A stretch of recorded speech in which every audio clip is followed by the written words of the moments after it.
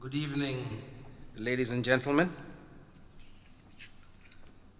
Good evening, ladies and gentlemen.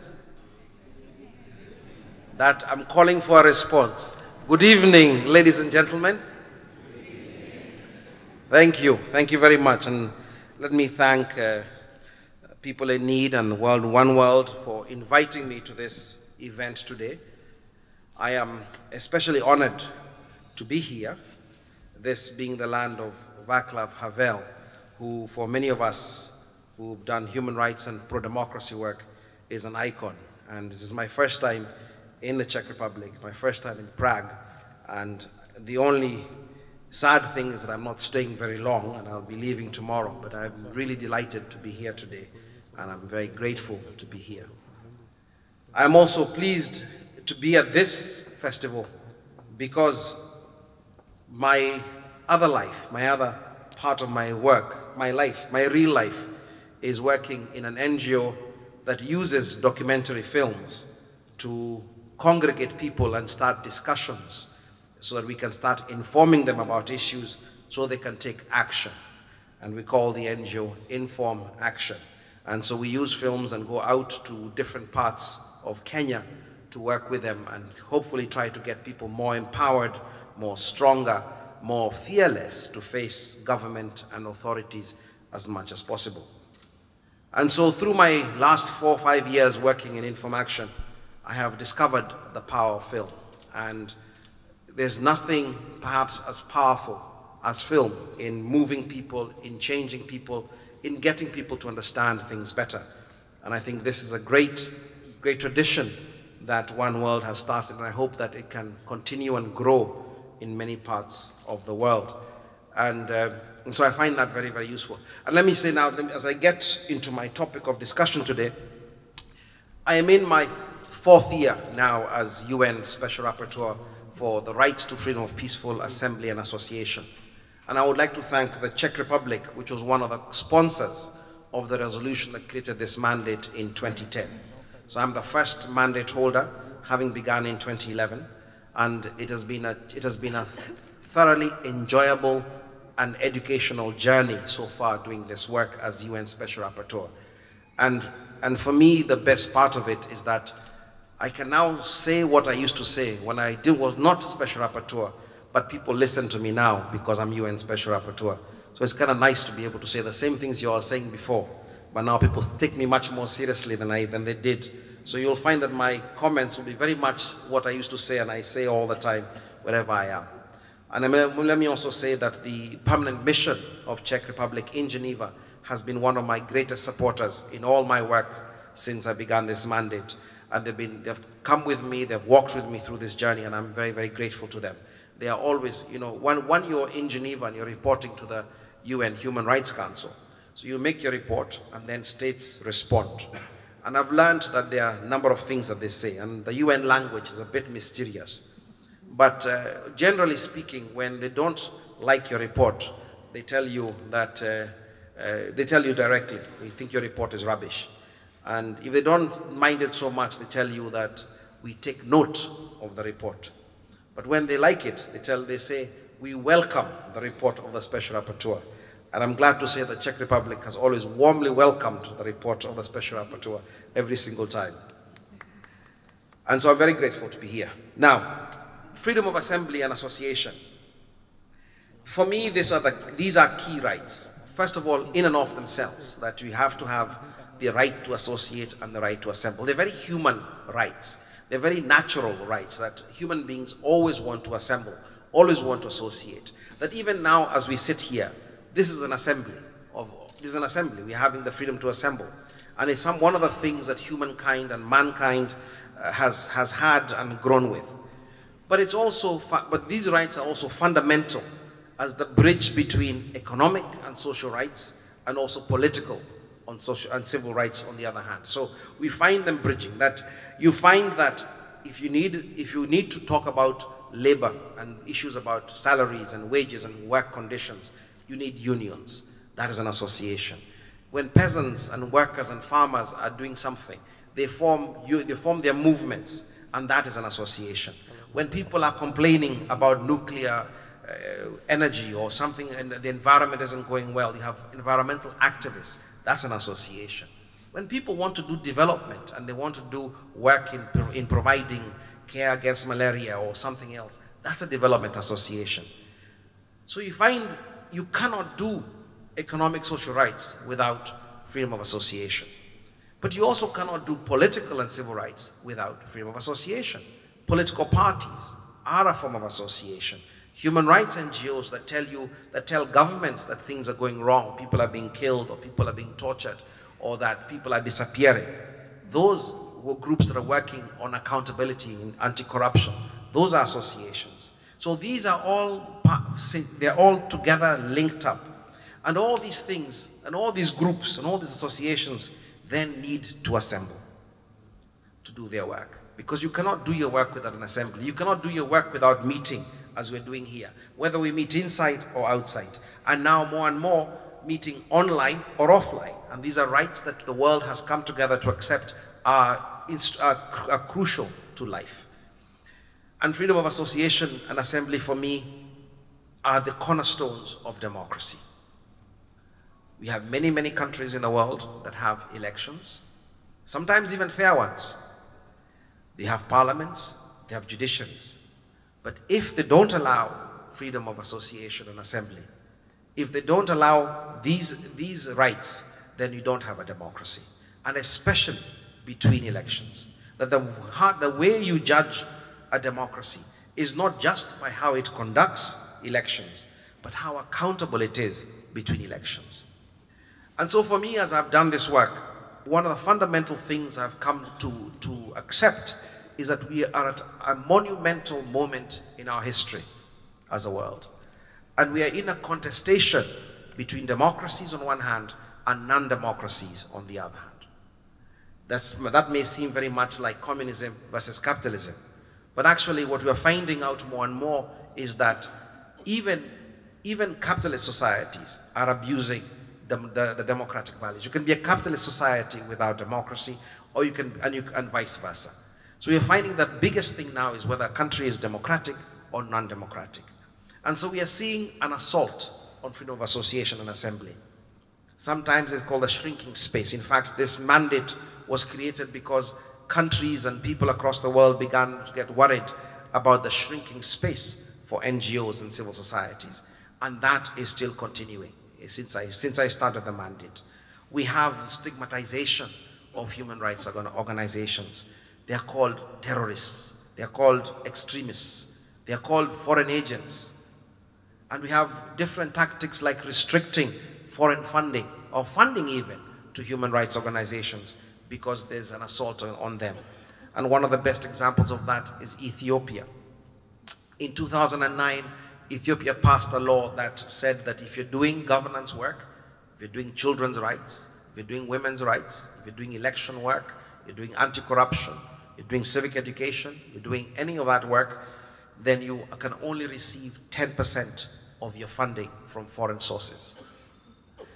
Because they said these issues are so important that can only be handled by national organizations. And that if you receive more than 10%, then you're a foreign organization.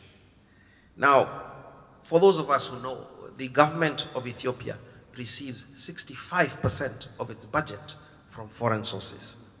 So I've been asking the government when I meet them, are you a foreign government?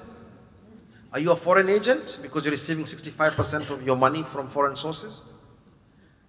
And this is part of the issue, and that issue of restricting foreign funding is going on. You find that actually in this world, not a single country, not a single business can survive without foreign sources of funding. Whether it's shareholders, whether it is loans, it is guarantees. Everybody, the globalized world means that you cannot be without foreign funding. The USA depends upon China. China depends upon the USA.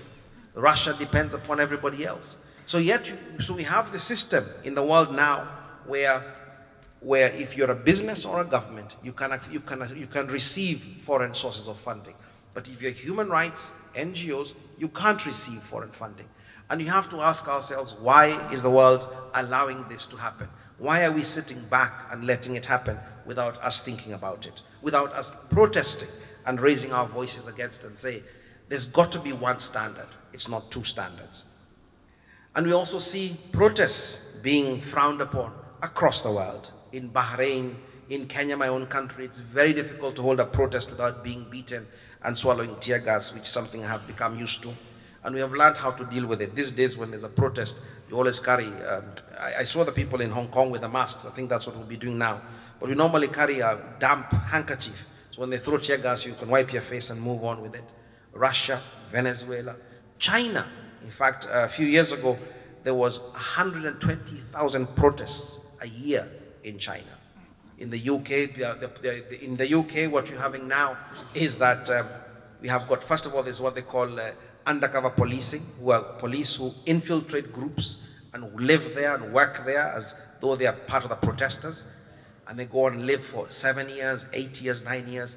And when I visited Britain 2 or 3 years ago, I met people who work in these groups who are complaining about this undercover police, because the undercover police go in and then they have relations with the women in the groups and have babies. And then when the government gets tired of them, they are told, leave. So you have the state perpetuating babies, and they don't take care of those babies. They just disappear. We have in the UK, every time there's a protest, the police come with cameras and take pictures of as many people as they can. And then they record it and keep it in a database that they can look for and keep watching who is going where and how. This is the United Kingdom, one of the world's oldest democracies, so-called. We have a place where in the UK, I go as well, they have a system called kettling. So if you're protesting, the police can round up people in a corner, and about 200 people in one group. They keep you there for hours and hours.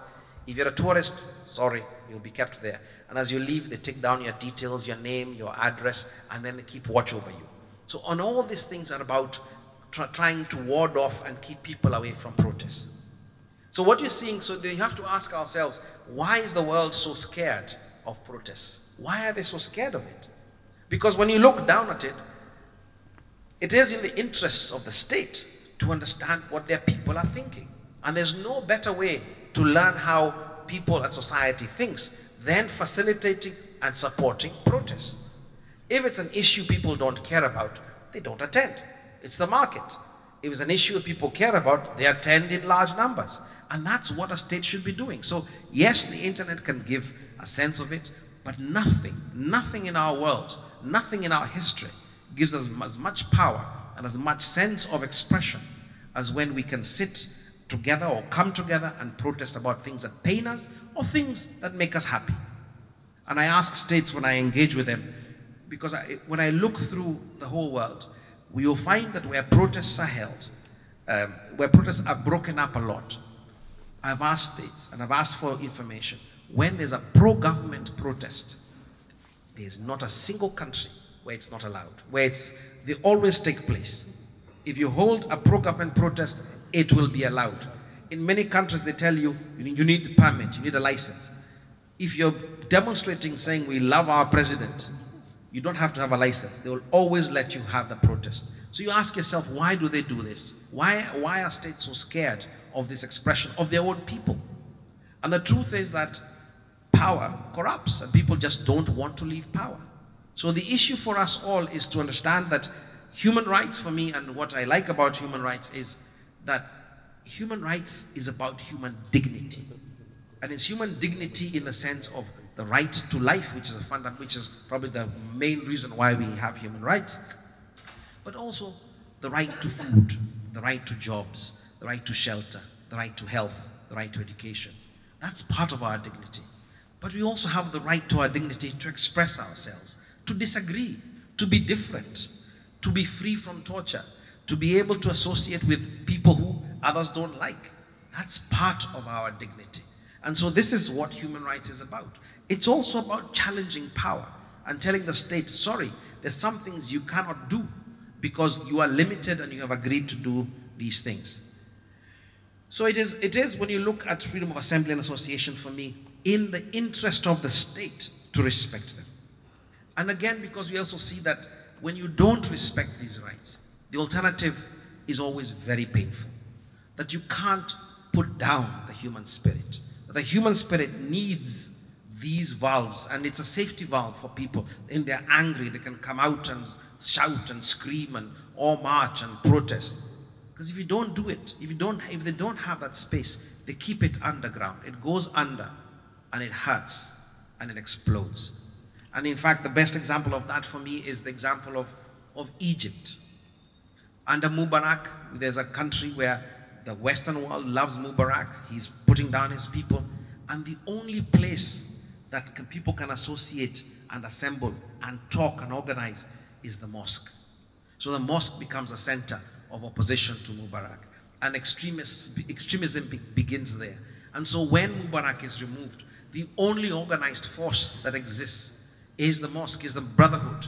And so it's not rocket science to know that the alternative to the military regime of Mubarak is going to be the brotherhood, because there's been no civil society growing. There's nothing else there. And so when we wake up and say, oops, we had elections, brotherhood won, of course they will win. There's nothing else there. And then when it's removed, who comes back? Another military regime. So it's in the interest of Egypt today for Egypt to allow and flourish civil society, to allow them to grow, because that's the only way you can maintain a civilized society that will not go into bloodshed the way we have seen across Egypt in the last few months and years as we go. So there are many lessons we learn why these rights are so important. And one of the things I have learned as I've done this mandate, one of the things that's been most interesting is the absolute passion of the human being. When I have been to Kazakhstan, I was in Kazakhstan earlier on this year at the height of winter. But incidentally, the temperatures in Astana were average minus 36 degrees. I have never felt so cold in my life. But I met a bunch of people who protest every single week. And they do so because they want to give their right. They want to express their right. And they protest if they're 3, or if they're 2, or if they're 1. And they protest as well because the constitution of Kazakhstan allows them to protest, says you have a right to protest. Then they have another law that says to protest you must get permission from the state authorities. And one of the things that I was engaging with the government of Kazakhstan is really about that. They have turned the right into a privilege. And that is not what international law is about. It's not what human rights is about. The right is not a privilege. You don't ask permission to enjoy it. It is your right because it is your right. And that's one of the things that we have seen through it all. So the human spirit has been one of the most indispensable things that I've seen. From places like Oman, which was a desolate desert 40 years ago, that's done remarkably well economically and moved and used the oil wealth in a very, very interesting way and built up a society. But even there you find people have refused to accept to be put down. And they keep thinking the only way in which we can come back out of Oman and build a society that's sustainable is if we organize, if we're allowed to form societies and associations, if we're allowed to form political parties that can stand and be able to also organize society as long as things go. From places like Rwanda, which have been remarkable. And recently, from even Burkina Faso in Africa. Those of you who followed Burkina Faso last year, when the president at the time went to parliament to try and change the law to enable him to have a 7th term, actually. It's not even a 3rd term, it's a 7th term. And the people just got so tired and said no. And none of us who followed Africa would ever have thought that Burkina Faso people would stand up strong and resolute till the president left the country with the help of the French government, left the country. And Burkina Faso hopefully might open up to a new place. Just 2 weeks ago in Burundi, again, another country which is desolate, poor as hell, the people got tired. A journalist was arrested for saying and writing that the president should not have a 3rd term, and he was put in jail. And wonder of wonders, people came out in thousands in Burundi, which you would never expect. I had been in Burundi last year for a few days, and the sense of fear and the sense of hopelessness was intense. Something happened between that visit and now people said we are fed up. Human beings have a limit. We have limits and we don't know when those limits are. But I can tell you when we reach those limits, better we do peaceful protests than anything else. And when you look around this area, this former Soviet Union, it is so much better that we protest. And it's so much better for the states to allow us to protest. Because if we don't protest, we might do even worse things. We might do worse things. And I think that for me is the lesson I have learned in the 3.5 years I've done this mandate. That it is in the interest of the state, it's in the interest of people to be able to stand up, protest peacefully. And yet, yes, there may be a debate about what is peaceful. It's a debate we're having back and forth now, because we ask ourselves sometimes, if people put tires on a road and burn the tires, is that peaceful or not peaceful? I think we're still going to discuss that in terms of what it means in international law. But it's an issue that if people are not being injured, if you're not violating people's physical integrity, you're not injuring them, you're not hurting them, then maybe then that is the least we can say. So we do know that violence is wrong, and that's what we want to be able to move away from. So peaceful protest, freedom of assembly and association is an alternative to violence. We have had too much violence in this world in our lifetimes, and it's time for us to start saying, no, we don't want this. And so as I finish up, I want to say that yes, it has been a discouraging time. It's been very discouraging in terms of successes, but it's also very encouraging that people in Ukraine in Maidan Square could come up and protest and protest. Maybe the results, maybe the consequence of that has not been very good with the Crimea events, but we know that people have a real hunger for democracy. And I leave you with the words of Martin Luther King Jr., who has always been one of my inspirations, when he says that the arc of history always bends towards justice. Thank you very much.